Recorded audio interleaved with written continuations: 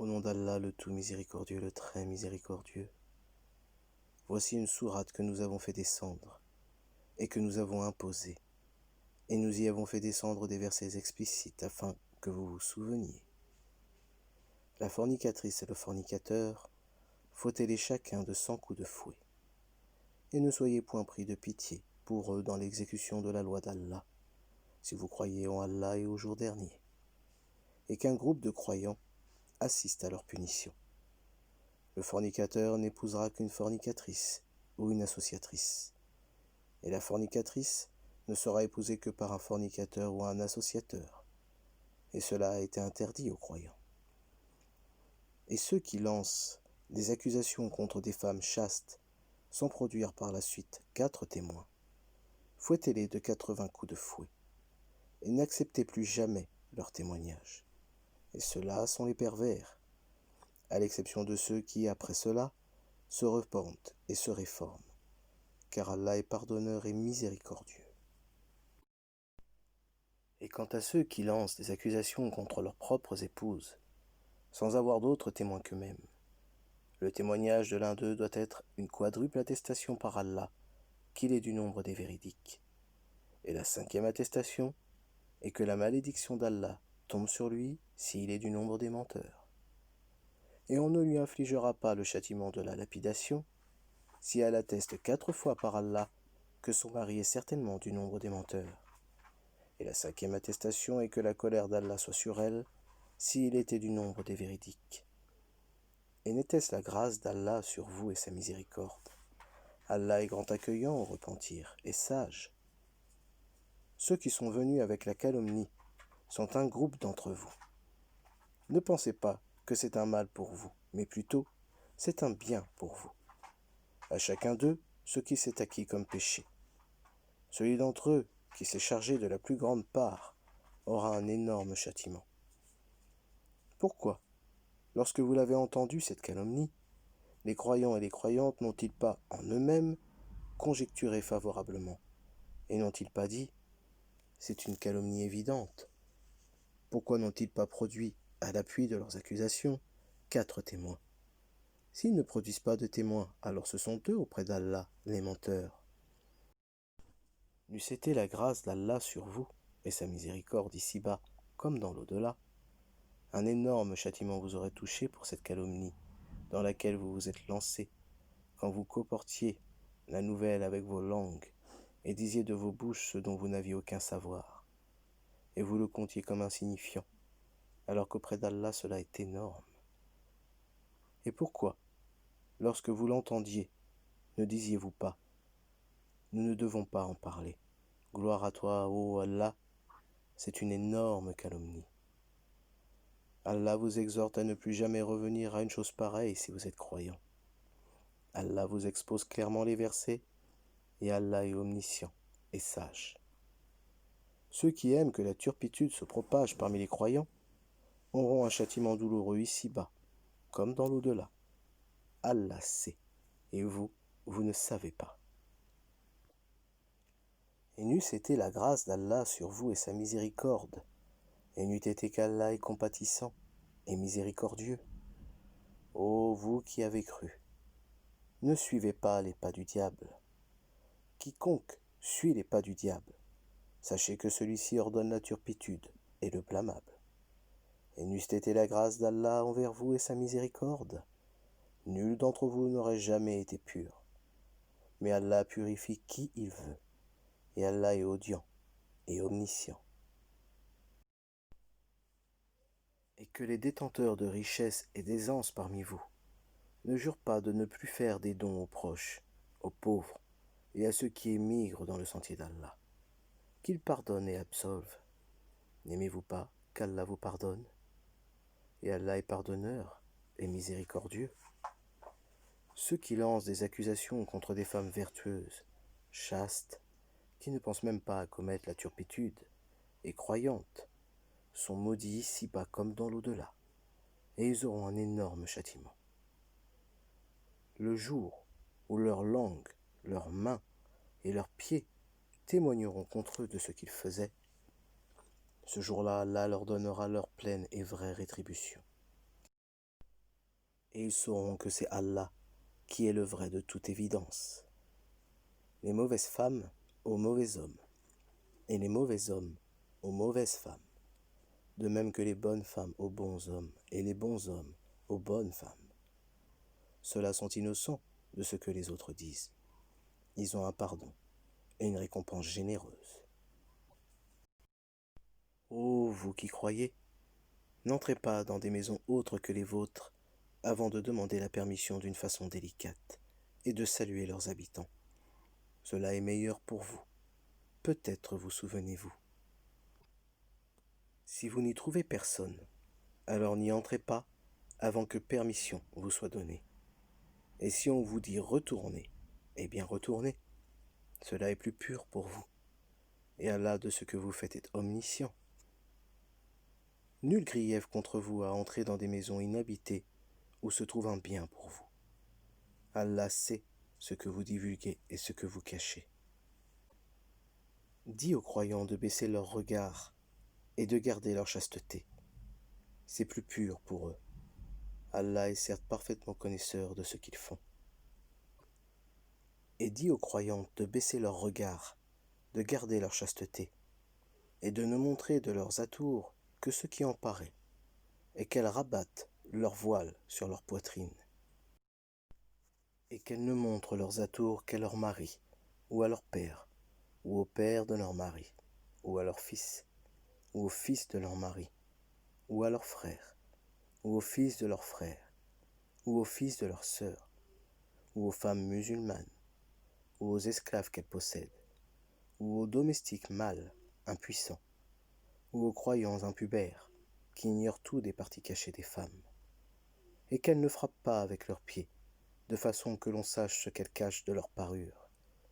Et repentez-vous tous devant Allah, ô croyants, afin que vous récoltiez le succès. Mariez les célibataires d'entre vous, et les gens de bien parmi vos esclaves, hommes et femmes. S'ils sont besogneux, Allah les rendra riches par sa grâce, car la grâce d'Allah est immense et il est omniscient. Et que ceux qui n'ont pas de quoi se marier cherchent à rester chastes, jusqu'à ce qu'Allah les enrichisse par sa grâce. Ceux de vos esclaves qui cherchent un contrat d'affranchissement, concluez ce contrat avec eux si vous reconnaissez du bien en eux, et donnez-leur des biens d'Allah qu'il vous a accordés. Et dans votre recherche des profits passagers de la vie présente, ne contraignez pas vos femmes esclaves à la prostitution si elles veulent rester chastes. Si on les y contraint, Allah leur accorde, après qu'elles aient été contraintes, son pardon et sa miséricorde. Nous avons effectivement fait descendre vers vous des versets clairs, donnant une parabole de ceux qui ont vécu avant vous, et une exhortation pour les pieux. Allah est la lumière des cieux et de la terre. Sa lumière est semblable à une niche où se trouve une lampe.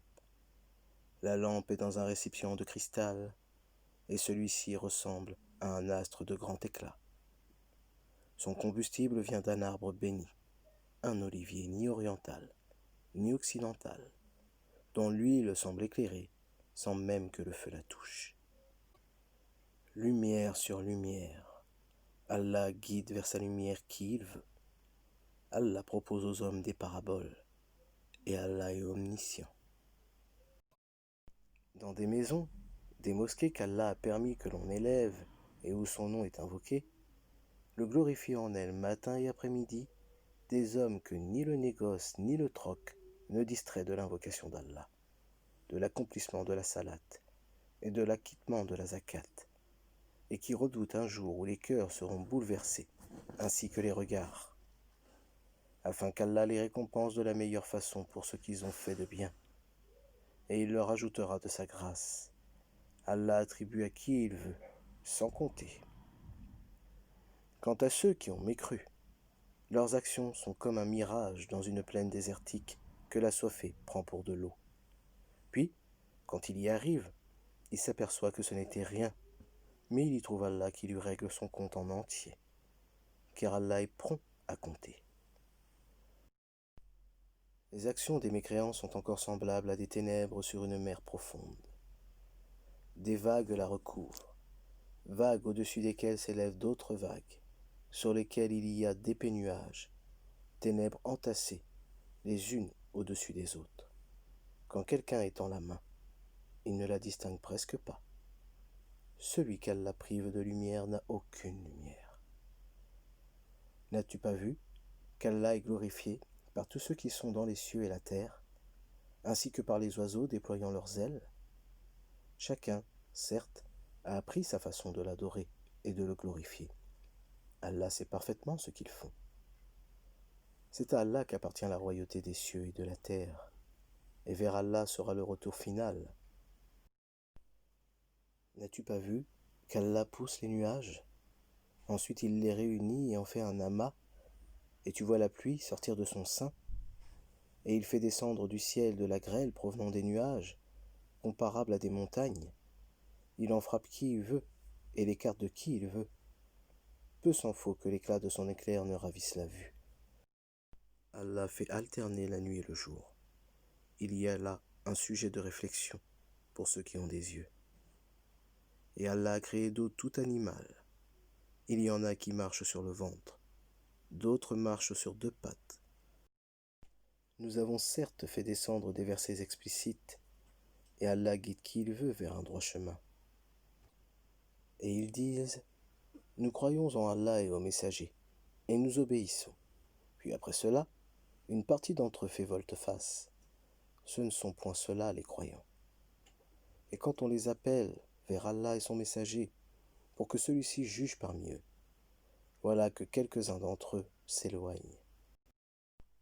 Mais s'ils ont le droit en leur faveur, ils viennent à lui soumis. Y a-t-il une maladie dans leur cœur? Ou doutent-ils? Ou craignent-ils qu'Allah les opprime ainsi que son messager?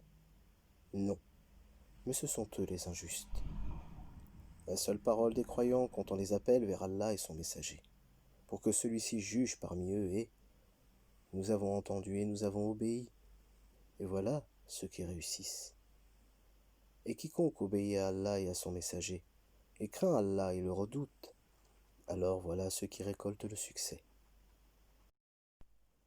Et ils jurent par Allah en serment solennel, que si tu le leur ordonnais, ils sortiraient à coup sûr au combat. Dis, ne jurez donc pas. Votre obéissance verbale est bien connue. Allah est parfaitement connaisseur de ce que vous faites. Dis, obéissez à Allah et obéissez au messager. S'il se détourne, le messager n'est alors responsable que de ce dont il est chargé, et vous assumez ce dont vous êtes chargé.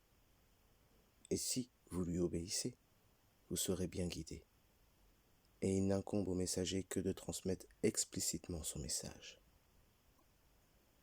Allah a promis à ceux d'entre vous qui ont cru et fait des bonnes œuvres qu'il leur donnerait la succession sur terre, comme il l'a donné à ceux qui les ont précédés.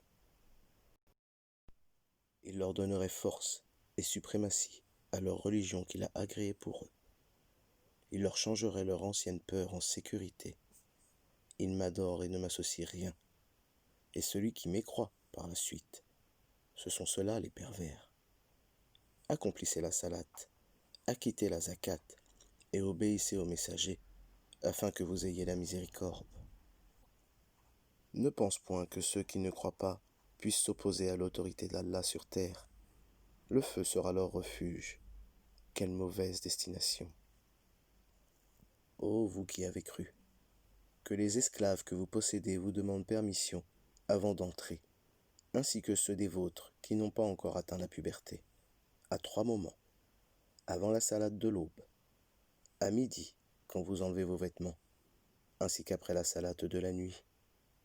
3 occasions de vous dévêtir. En dehors de ces moments, nul reproche, ni à vous, ni à eux, d'aller et venir les uns chez les autres. C'est ainsi qu'Allah vous expose clairement ces versets, et Allah est omniscient et sage. Et quand les enfants parmi vous atteignent la puberté, qu'ils demandent permission avant d'entrer, comme le font leurs aînés. C'est ainsi qu'Allah vous expose clairement ces versets, et Allah est omniscient et sage.